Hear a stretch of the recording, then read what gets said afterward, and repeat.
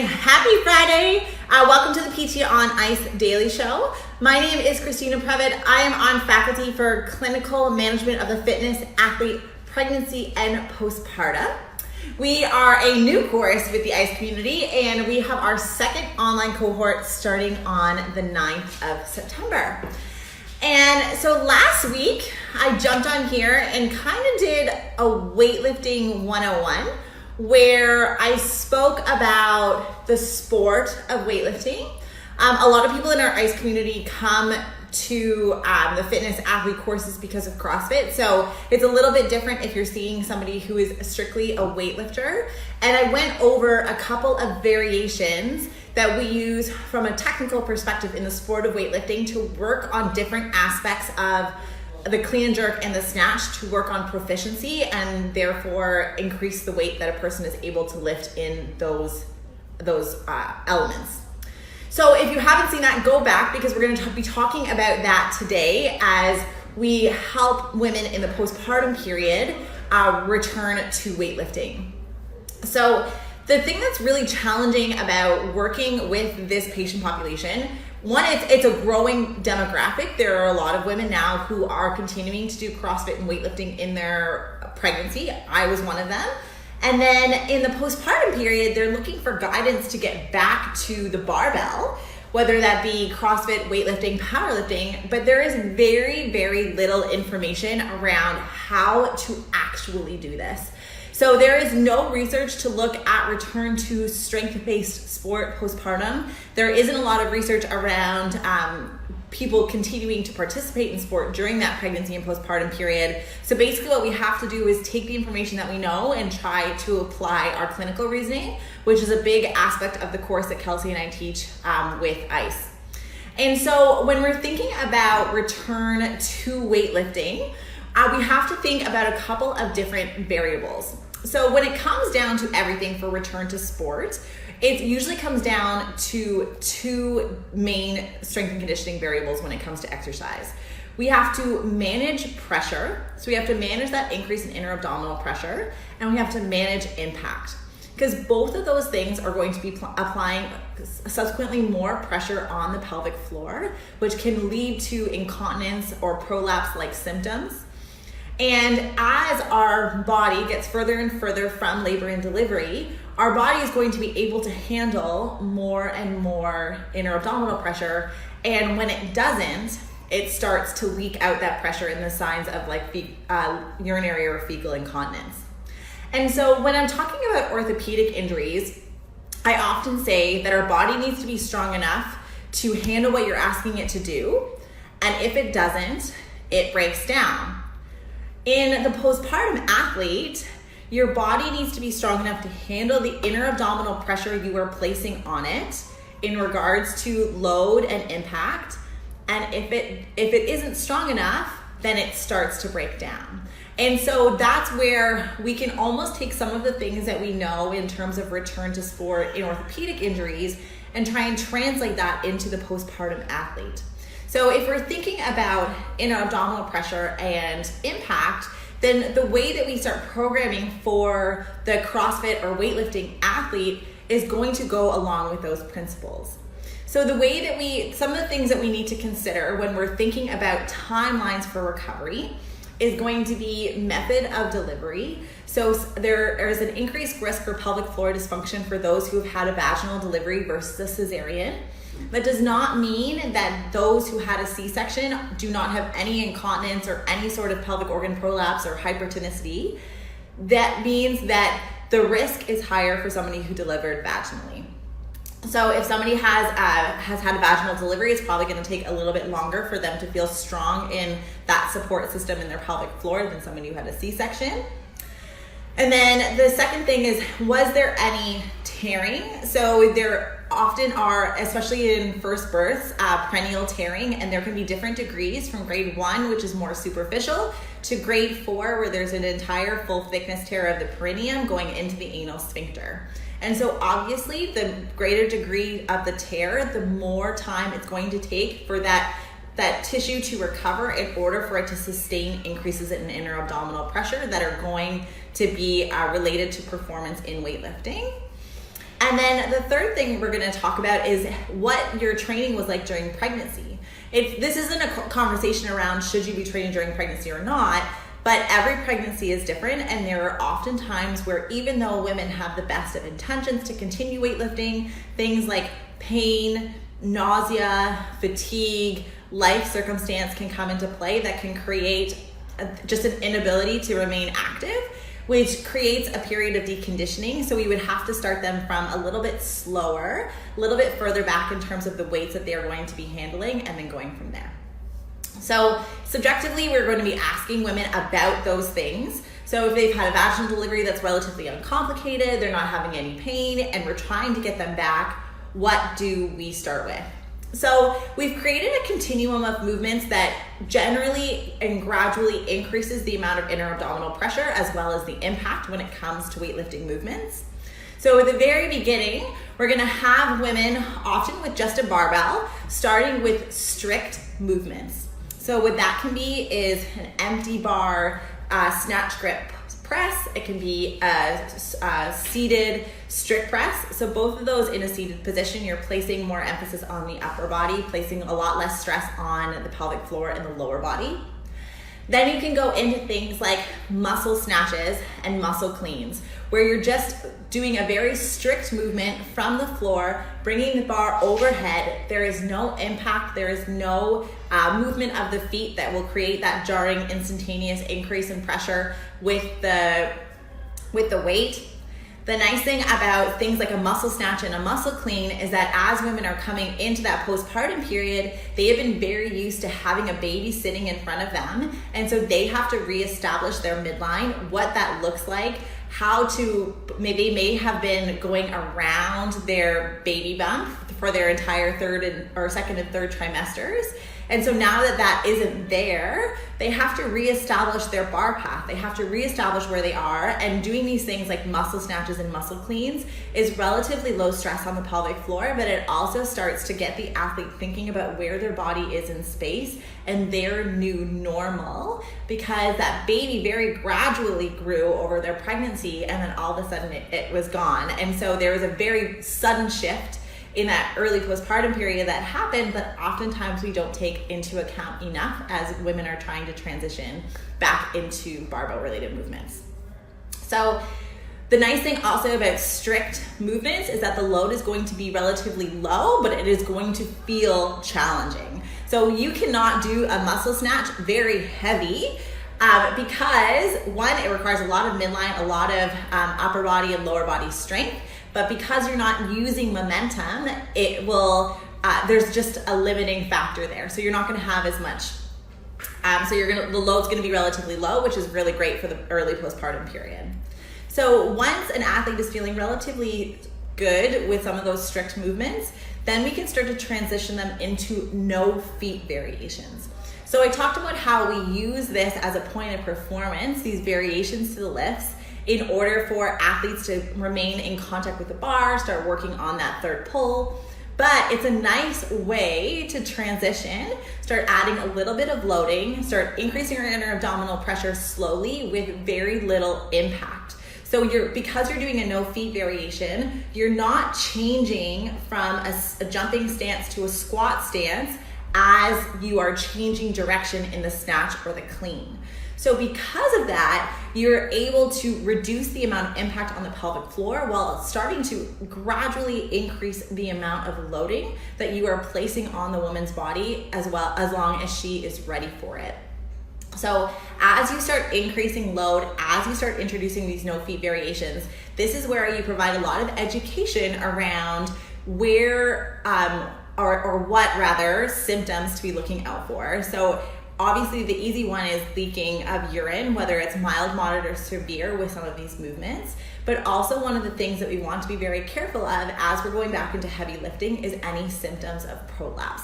So that can be, painful intercourse after weightlifting movements or weightlifting workouts. It can be pain, heaviness, a feeling of bulging down in the vagina that you're going to be asking your clients about, and those are going to be almost your triggers to not progress. So those are so for pelvic floor issues, oftentimes it's not pain. But this is like our pain signal that it's not that it's bad, it's that we are pushing that threshold, and we should probably come back just a little bit, stay underneath that threshold for a bit longer before we push it again. So if you're starting to get into, so we go from strict movements to no feet, we're educating on pelvic floor symptoms and allowing women to take that control where they are monitoring their body, checking in with themselves to see if they're experiencing any of those symptoms. Another symptom that weightlifters can experience is something called pudendal neuralgia. So it feels like a burning sensation across the labia because of compression of the pudendal nerve around the vaginal opening and around the pelvic area. And so that can often be a hypertonicity issue. And so that compression with the weights, with the addition of the weights, can create that type of nervy symptoms. I would probably do that referral to pelvic floor from there so that they can probably do some release work and teach some breathing techniques to help relieve that pressure. So we're no feet variations. Again, so just like I was talking about last week, we can take lifts from different levels. So you can start no feet at the hip, you can start at the hang, and then you can go down to the floor. So we can go strict movements, muscle snatch. So let's go for the snatch. So we can go muscle snatch, strict snatch grip press. We can go into a overhead squat in a strict movement. Then we're gonna transition into no feet variations. So we can do no feet from the hip. So we're not doing that impact, but we're starting to work on it. We can go in power or full snatch variations depending on what it feels like. From the hip, we can go down to the hang. From the hang, we can go down to the floor. And then we can see, and we can gradually load with increases in range of motion, increases in pressure. From there, we can go from no feet variations to full feet variations when a woman's body feels ready to handle a little bit more impact, going from power to full movements, with the snatch feeling it's not going to have as much increase in inner abdominal pressure as the clean because the load is going to be heavier for the clean than the snatch. And we can start applying the same principles. So beginning to move your feet, starting with low loads, gradually increasing our weights, and trying to, again, keep monitoring volume because it's going to be this ever-changing threshold where they're starting to experience symptoms or they're starting to feel like they are strong enough to handle more weight, more load. Oftentimes when I'm working with a postpartum athlete in the weightlifting movements, even if they are not experiencing symptoms, sometimes you're going to get to a point because of midline control and stability that the lifts are going to start looking ugly. And if they're starting to look ugly, that means that we're starting to start leaking pressure, because if we're starting to crunch through our abdominal wall, if we're starting to hyperextend, then again, we're gonna stop doing a good job of managing pressure. We're gonna start leaking pressure, and we're gonna increase the risk of pelvic floor dysfunction and pelvic floor symptoms. So we go from strict movements, muscle snatch, strict tempo overhead squats, etc. Then we move into no feet variations. Then we move into low load movements, and then we can start gradually increasing our weights as a woman feels comfortable going into impact movements with the clean and the snatch. Now, what about Valsalva, or using a belt? This is a big topic. Oftentimes pelvic floor physical therapists will say to never ever use a belt, to never ever hold your breath when you are performing any of these barbell movements. As a competitive weightlifter myself, I refused to accept that because that is an important point of performance for my sport. And so if I was coming in as an athlete who wasn't involved in pelvic floor health, wasn't involved in physical therapy, and somebody told me that I would have to change something that would significantly impact the weights that I would be able to move, I probably wouldn't have listened. So if we're having these athletes, they are going to want to be returning to Valsalva in some capacity at some time point, and so we need to give them the guidance in order to make an informed decision about when their body is ready. So a Valsalva is a closing of the glottis. When done well, you are going to be inhaling to let the diaphragm descend. It's going to apply extra pressure into that abdominal cavity. That increase in inner abdominal pressure is going to increase stiffness across the spine, which is going to allow an increase in force transfer from the floor to the shoulder, or from the floor to overhead when we're talking about the clean and the snatch. It is often done from the floor, and the breath isn't released until the completion of the lift, usually from the snatch or at the top of the clean, and you're gonna take another breath before you Valsalva again into the jerk overhead. When we're thinking about Valsalva, again, there's been no research that has been done on return to Valsalva postpartum, but what we know when we're looking at free breathing versus Valsalva in healthy college-age men is that we can have an increase of 2 to 3 times the inner abdominal pressure, and it is higher for experienced lifters than non-experienced lifters when we use a Valsalva in the squat versus free breathing. So if we're thinking that returning to weightlifting in the postpartum period is a management of pressure issue, then our body needs to be able to handle 2 times the pressure of the squat with the Valsalva when we start to reintroduce that. So this is not something that we're going to be introducing in the early postpartum period. We're probably thinking in the 4 months plus area, and we have to be able again to scale this appropriately. So you can do a free breathing or you're exhaling on exertion, which would be the early way that we would be coaching breathing during return to barbell movements. Then we could just close the glottis so that we're not inhaling or exhaling through these movements. It is very different than creating this bared in type of bracing strategy. So you're gonna increase your inner abdominal pressure, but not probably 2 to 3 times. And then eventually, as your body gets more and more ready for it, you'll be able to inhale and brace through the abdominal wall so that you're, again, increasing that stiffness across the spine to allow increase in force transfer. So we need to be coaching on breathing strategies from there. What we also know is that as soon as a woman is strong enough to handle 80% of her 1 rep max, which may not be her pre-baby 1 rep max, when you're in the postpartum period, you could be reestablishing I call them postpartum PRs, because your body's gonna be able to handle less. Once you're above 80% of what your body is able to handle, you are naturally going to close the glottis in order to help you lift. So women are going to very naturally be closing their glottis to increase the stiffness across the spine when they are lifting. And therefore we need to be helping them learn when to progress to these type of movements. So usually in that 4 to 6 months, I'll get women to start playing around with their breath. They prior to that have been exhaling on exertion, hopefully in an anticipatory way because of the way that the pelvic floor contracts. And then what about the belt? So again, oftentimes in pelvic floor rehab, they say never ever use a weightlifting belt.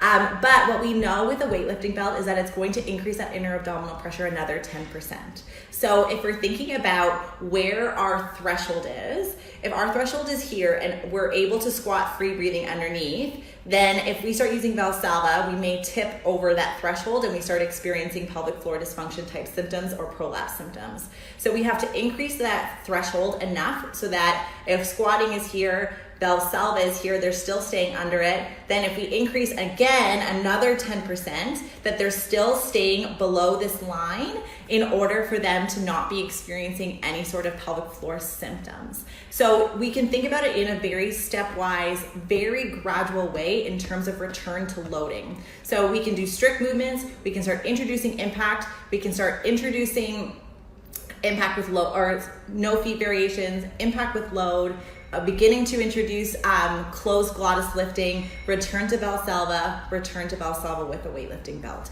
So if we can think about it in almost like this progression where as we continue to gradually load the system, it's going to get stronger, it is going to adapt. The pelvic floor system is a system of muscles, and that is something that we as rehab professionals, it's our jam. We know how to load muscles gradually, watching for symptoms along the way. If there's any flare-ups, we come back for a little while and we gradually work across the continuum.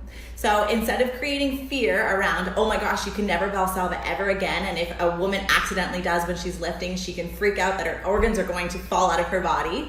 No, just say that we know that there's an increase in inner abdominal pressure that happens with impact and loading. It increases even more with Valsalva in a weightlifting belt. So your body needs to be able to handle that pressure so that you can continue to get stronger and more proficient in these lifts in that postpartum period. So I hope that was helpful. If you haven't seen my video from last week, I talk a lot and I go through the different pulls in weightlifting, the different positions, the different variations, no feet, no contact.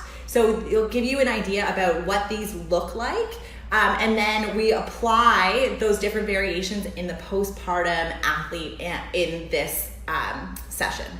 So if you guys have any other questions, this is going to be something that I feel like is going to be changing a lot as more and more research comes out in this area. And I hope that if anybody is listening and wants to do a PhD, that they do in postpartum return to strength-based sport, because we have zero literature on this. And if you guys have any other questions, let me know. If you're interested in deep diving into this material, I hope you guys consider joining our cohort. We start our next online cohort of clinical management of the fitness athlete pregnancy and postpartum September 9th.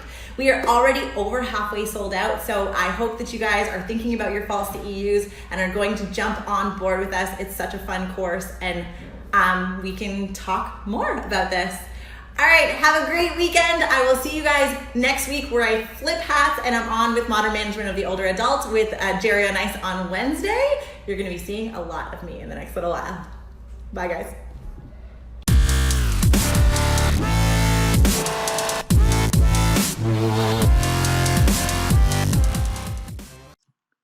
Hey, thanks for tuning in to the PT on Ice Daily Show. If you enjoyed this content, head on over to iTunes and leave us a review. And be sure to check us out on Facebook and Instagram at the Institute of Clinical Excellence. If you're interested in getting plugged into more ICE content on a weekly basis while earning CEUs from home, check out our virtual ICE online mentorship program at ptonice.com. While you're there, sign up for our Hump Day Hustling newsletter for a free email every Wednesday morning with our top 5 research articles and social media posts that we think are worth reading. Head over to ptonice.com and scroll to the bottom of the page to sign up.